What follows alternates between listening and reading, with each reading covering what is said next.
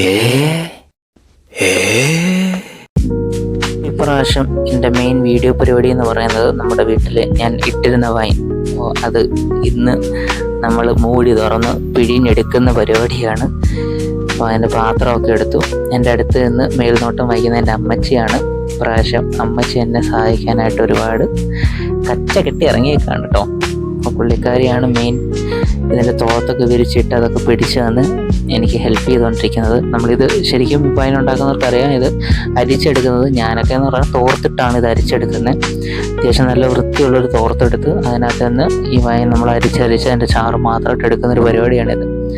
അപ്പം എന്നെ സംബന്ധിച്ചിടത്തോളം ഈ വൈൻ ഉണ്ടാക്കുന്നതിൽ ഏറ്റവും ഡിഫിക്കൽട്ടായിട്ടുള്ള പ്രോസസ്സാണ് ഈ ഒരു അരിച്ചെടുക്കുന്ന പരിപാടി. നമുക്ക് ബാക്കി ഇടുന്ന ഇതിനൊന്നും വലിയ ടാസ്കിൻ്റെ ആവശ്യമില്ല.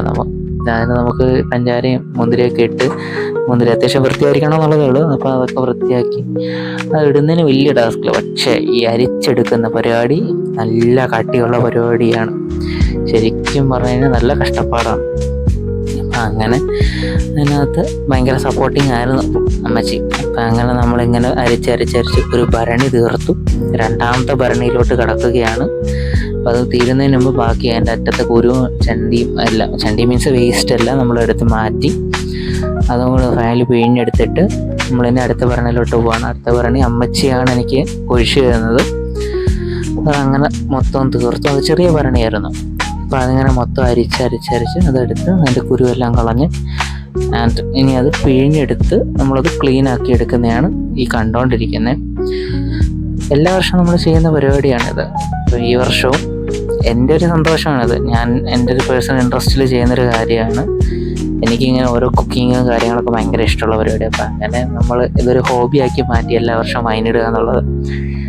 അങ്ങനെ എനിക്കൊരു കുപ്പി എടുത്തു. ഇതിനകത്തോട്ട് ഫസ്റ്റ് നമ്മൾ ആദ്യത്തെ തെളി പകർത്തി വെക്കും.